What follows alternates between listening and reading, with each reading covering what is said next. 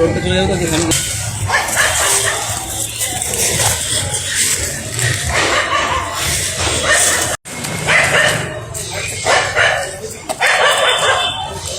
Squad metal detector দিয়ে গোটা আদালত চত্বরে চিরুনি তল্লাশি। মঙ্গলবার বহরমপুরের জেলা দেওয়ানি ও দায়রা আদালত চত্বরে তল্লাশি অভিযান ঘিরে শোরগোল। কেন হঠাৎ এই তল্লাশি অভিযান? কেন আদালত চত্বর মুড়ে ফেলা হলো কড়া নিরাপত্তা বলয়ে? কি জানালেন আইনজীবীরা?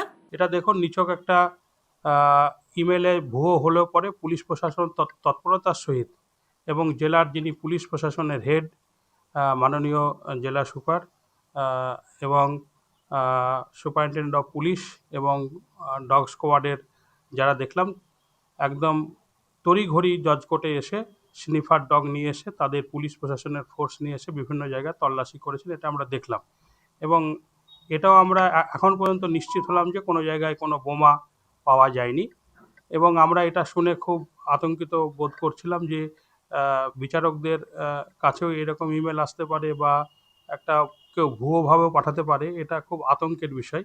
এটা হওয়া কখনোই বাঞ্ছনীয় নয়। উড়ো চিঠির অভিযোগ, তারই প্রেক্ষিতে কড়া পুলিশি অভিযান, পুলিশ কুকুর দিয়ে তল্লাশি। আচমকা এই পরিস্থিতি নিয়ে আদালত চত্বরে আতঙ্ক ছড়ালো এদিন।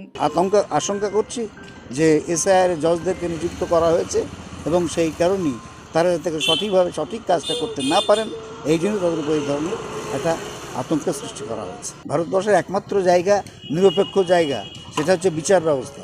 সেই বিচার ব্যবস্থার উপরে যদি যে কোনো ধরনের হুমকি আসে, তাহলে বিচারকরা সঠিকভাবে কাজগুলো করতে পারবেন না, তাহলে মানুষ বিচারটা কোথায় পাবে? Bureau report, Madhyabanga news. Manmohini health care, স্বাস্থ্য সেবায় অটুট শ্রেষ্ঠত্বের শিরোপা। জেলায় প্রথম robotic knee replacement, cardiology with cath lab, neurosurgery, specialised trauma unit থেকে স্পাইন ট্রেন, একগুচ্ছ পরিষেবায় নিয়োজিত। Manmohini health care, quality care with personal touch, Baharampur শিল্প তালুক।